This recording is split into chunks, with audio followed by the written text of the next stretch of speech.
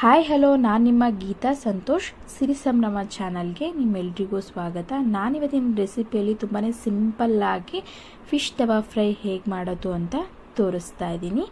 ಇನ್ನೂ ನನ್ನ ಚಾನಲ್ನ ಸಬ್ಸ್ಕ್ರೈಬ್ ಆಗಿಲ್ಲ ಅಂದರೆ ಪ್ಲೀಸ್ ಸಬ್ಸ್ಕ್ರೈಬ್ ಆಗಿ ಬೆಲ್ ಬಟನ್ನ ಕ್ಲಿಕ್ ಮಾಡೋದನ್ನ ಮರಿಬೇಡಿ. ಬನ್ನಿ ಹಾಗಾದರೆ ಇವತ್ತಿನ ವಿಡಿಯೋದಲ್ಲಿ ಫಿಶ್ ತವಾ ಫ್ರೈ ಹೇಗೆ ಮಾಡೋದು ಅಂತ ನೋಡೋಣ. ಮೊದಲನೇದಾಗಿ ನಾನು ಒಂದು ಅರ್ಧ kg ಫಿಶ್ನ ತೊಳೆದು ಅರಿಶಿಣದ ಪುಡಿ ಹಾಕಿ ಹಾಗೆ ಉಪ್ಪನ್ನು ಸೇರಿಸಿ ನೀಟಾಗಿ ತೊಳೆದು ಇಟ್ಕೊಂಡಿದ್ದೀನಿ. ಈ ರೀತಿಯಾಗಿ ಅರ್ಧ kg ಫಿಶ್ನ ತೊಗೊಂಡಿದ್ದೀನಿ. ಇವಾಗ ಅರ್ಧ kg ಫಿಶ್ಗೆ ಮಸಾಲೆನ ರೆಡಿ ಮಾಡ್ಕೊಳ್ಳೋಣ. ಬನ್ನಿ ಹೇಗೆ ಮಾಡೋದು ಅಂತ ನೋಡೋಣ. ಮೊದಲನೇದಾಗಿ ಒಂದು ಬಾಣಲಿಗೆ 2 ಸ್ಪೂನ್ ಆಗುವಷ್ಟು ಕಡಲೆ ಹಿಟ್ಟು ಹಾಗೆ 1.5 ಸ್ಪೂನ್ ಆಗುವಷ್ಟು ಕಾರ್ನ್ಫ್ಲೋರ್ನ ಸೇರಿಸ್ತಾ ಇದ್ದೀನಿ. ಹಾಗೆ ನಿಮ್ಗೆ ಎಷ್ಟು ಖಾರ ಬೇಕೋ ಅಷ್ಟು ಚಿಲ್ಲಿ ಪೌಡರ್ನ ಸೇರಿಸ್ಕೊಳ್ಳಿ. ನಾನಿವಾಗ 2 ಸ್ಪೂನ್ ಆಗುವಷ್ಟು ಚಿಲ್ಲಿ ಪೌಡರ್ ಹಾಗೆ 1 ಸ್ಪೂನ್ ಆಗುವಷ್ಟು ಶುಂಠಿ ಬೆಳ್ಳುಳ್ಳಿ ಪೇಸ್ಟ್, 2 ಸ್ಪೂನ್ ಆಗುವಷ್ಟು ವಿನಿಗರ್ನ ಸೇರಿಸಿ ರುಚಿಗೆ ತಕ್ಕಷ್ಟು ಉಪ್ಪನ್ನು ಸಹ ಸೇರಿಸಿ ಮೊದಲನೇದಾಗಿ ಎಲ್ಲನೂ ಮಿಕ್ಸ್ ಮಾಡ್ಕೊತಾ ಇದ್ದೀನಿ. ನೀರು ಹಾಕ್ಬಿಡಿ. ಹಾಗೆ ಮಿಕ್ಸ್ ಮಾಡ್ಕೊಂಡಿದ್ದಾದಮೇಲೆ ಸ್ವಲ್ಪ ನೀರನ್ನ ಸೇರಿಸಿ ಚೆನ್ನಾಗಿ ಮಿಕ್ಸ್ ಮಾಡ್ಕೊಳ್ಳೋಣ.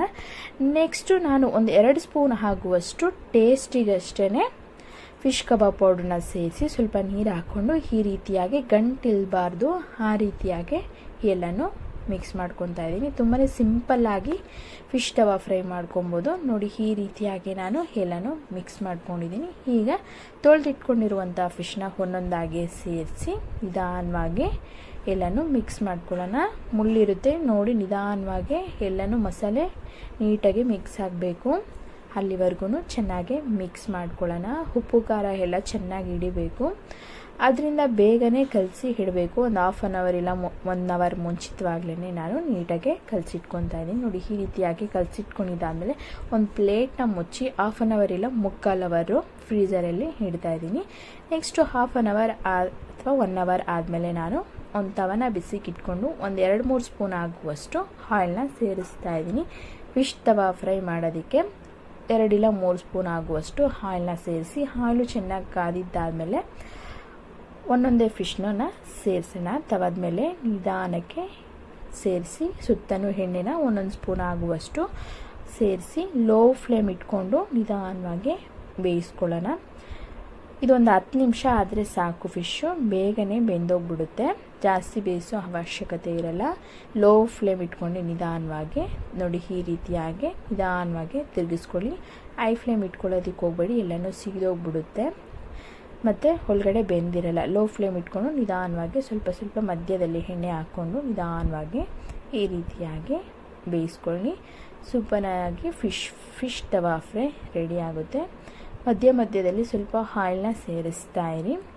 ಆವಾಗ ಫಿಶ್ ತವಾ ಫ್ರೈ ಬೇಯೋದಕ್ಕೆ ಈಸಿ ಆಗುತ್ತೆ. ನೋಡಿ, ಈ ರೀತಿಯಾಗಿ ತುಂಬಾ ಸಿಂಪಲ್ಲಾಗಿ ಫಿಶ್ ತವಾ ಫ್ರೈ ಮನೆಯಲ್ಲೇ ಮಾಡಿಕೊಂಡು ತಿನ್ಬೋದು. ನೋಡಿ, ಈ ರೀತಿಯಾಗಿ ಇಷ್ಟು ಬೆಂದರೆ ಸಾಕು. ಒಂದು 10 ನಿಮಿಷ ಆದರೆ ಸಾಕು. ಫಿಶ್ಶು ಬೇಗನೆ ಬೆಂದು ರೆಡಿ ಆಗುತ್ತೆ. ನೋಡಿ, ಈ ರೀತಿಯಾಗಿ ಬ್ರೌನಿಷ್ ಕಲರ್ ಬರಬೇಕು, ಅಲ್ಲಿವರೆಗೂ ಬೇಯಿಸ್ಕೊಳ್ಳೋಣ. ನೆಕ್ಸ್ಟು ಬನ್ನಿ ನಾನಿವಾಗ ಸರ್ವ್ ಮಾಡಿ ತೋರಿಸ್ತಾ ಇದ್ದೀನಿ. ನೋಡಿ, ಈ ರೀತಿಯಾಗಿ ಸೂಪರ್ ಟೇಸ್ಟಿಯಾದ ಫಿಶ್ ತವಾ ಫ್ರೈ ರೆಡಿಯಾಗಿದೆ.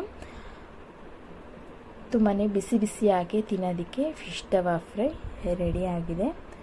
ನೋಡಿ, ನಾನಿವಾಗ ಒಂದನ್ನು ತೋರಿಸ್ತಾ ಇದ್ದೀನಿ. ನೋಡಿ, ಈ ರೀತಿಯಾಗಿ ನೀಟಾಗಿ ಬೆಂದಿದೆ. ಘಮನೂ ಅಷ್ಟೇ ತುಂಬಾ ಸೂಪರಾಗಿ ಬರ್ತಿದೆ. ಈ ರೀತಿಯಾಗಿ ನೀವು ಒಮ್ಮೆ ಟ್ರೈ ಮಾಡಿ ನೋಡಿ. ಇನ್ನಷ್ಟು ವೀಡಿಯೋಗಳಿಗಾಗಿ ನನ್ನ ಚಾನಲ್ನ ಸಬ್ಸ್ಕ್ರೈಬ್ ಆಗಿ.